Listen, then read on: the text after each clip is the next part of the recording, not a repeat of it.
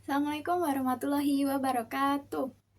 Terima kasih kepada Bapak Rian yang telah memberikan saya di sini kesempatan untuk mempresentasikan mengenai tokoh dan teori yang ada dalam sejarah pemikiran ekonomi. Sebelumnya, izinkan saya memperkenalkan diri terlebih dahulu. Saya Salma Alnesa dengan NIM 179.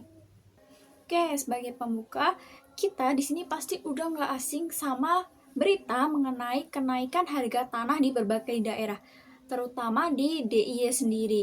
Teman-teman bisa baca beritanya di sini.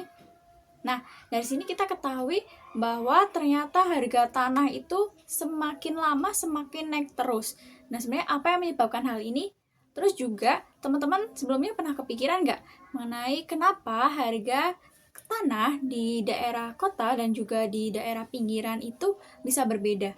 Contohnya aja, di Malioboro harga tanah per meternya itu bisa mencapai puluhan juta. Sedangkan di daerah pinggiran sendiri harganya bisa jauh lebih murah daripada harga di Malioboro.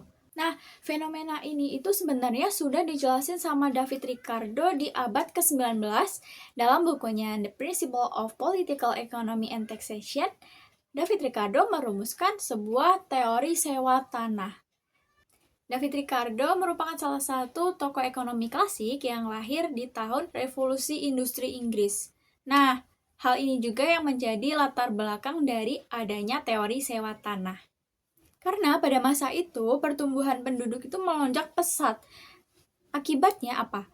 Akibatnya permintaan terhadap pangan itu juga ikut membesar, semakin tinggi gitu.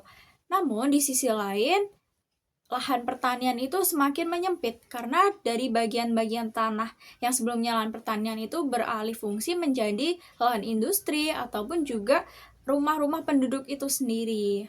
Tetapi semakin lama permintaan itu tetap terus naik, tidak malah turun atau seimbang. Nah, jadi mau tidak mau petani pada masa itu tetap membuka lahan baru walaupun di tanah yang sebelumnya itu tidak subur. Nah, dari sini itu juga muncul pertanyaan, kenapa lahan pertanian A, B, dan C itu menghasilkan hasil panen yang berbeda gitu. Padahal petani itu sendiri telah memberikan usaha yang sama untuk setiap lahan, juga biayanya juga sama gitu antara lahan satu dengan lahan yang lain.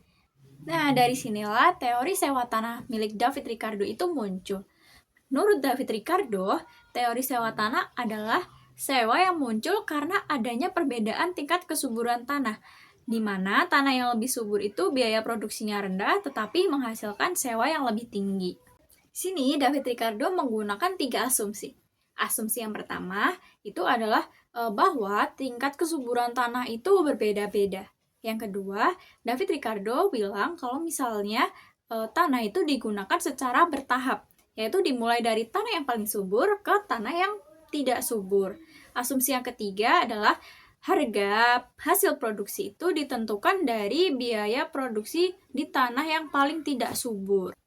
Oke, kita contohin di sini ada 3 bidang tanah, di mana tanah A itu bisa menghasilkan 100 karung padi, tanah B bisa menghasilkan 80 karung padi, sedangkan yang C hanya bisa menghasilkan 60 karung padi.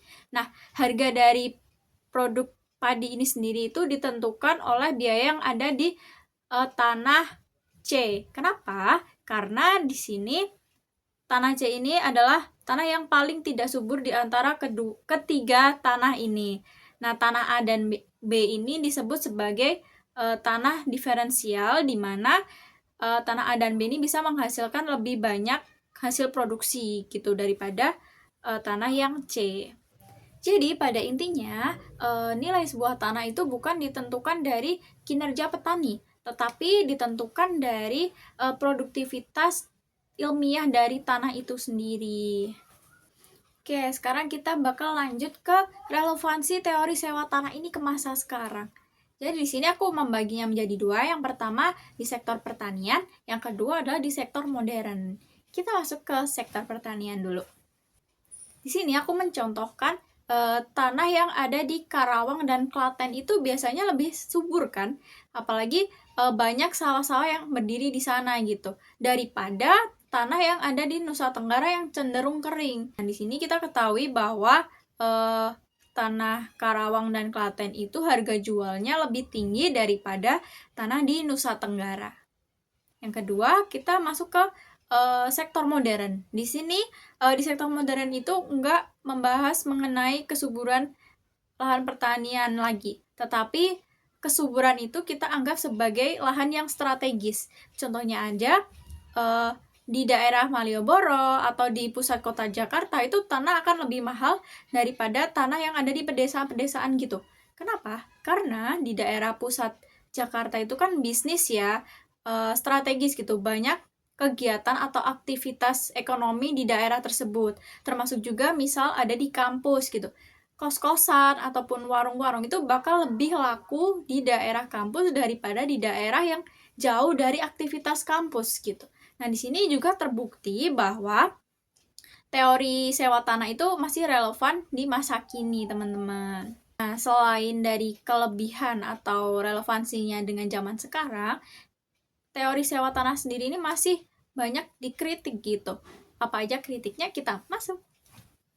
Oke, kritik yang pertama adalah teori sewa tanah ini menjadikan tanah sebagai faktor tetap gitu. Padahal di sisi lain, apalagi di zaman masa kini ya, teknologi itu kan berkembang pesat gitu. Dari tanah yang dianggap tidak subur di teori sewa tanah itu sebenarnya bisa menjadi tanah subur dengan bantuan teknologi. Yang kedua, teori sewa tanah ini tidak memperhitungkan permintaan gitu. Padahal teori permintaan ini juga merupakan salah satu faktor penting. Misalnya aja ada teori spekulasi atau kebijakan pemerintah nih. Yang ketiga adalah teori ini terlalu fokus pada sektor pertanian gitu. Seperti yang udah aku mention di awal tadi, kalau zaman sekarang ini sektor pertanian tuh bergeser ke industri ataupun jasa gitu. Kesimpulannya, teori sewa tanah ini tuh muncul karena adanya perbedaan produktivitas dari setiap tanah yang ada gitu. Tanah yang lebih strategis atau lebih produktif itu akan memiliki harga yang lebih tinggi dibanding tanah yang tidak produktif. Teori David Ricardo ini sudah cukup menjelaskan dari adanya fenomena ini. Kurang lebihnya mohon maaf. Semoga materi ini bermanfaat untuk kita semua. Wassalamualaikum warahmatullahi wabarakatuh.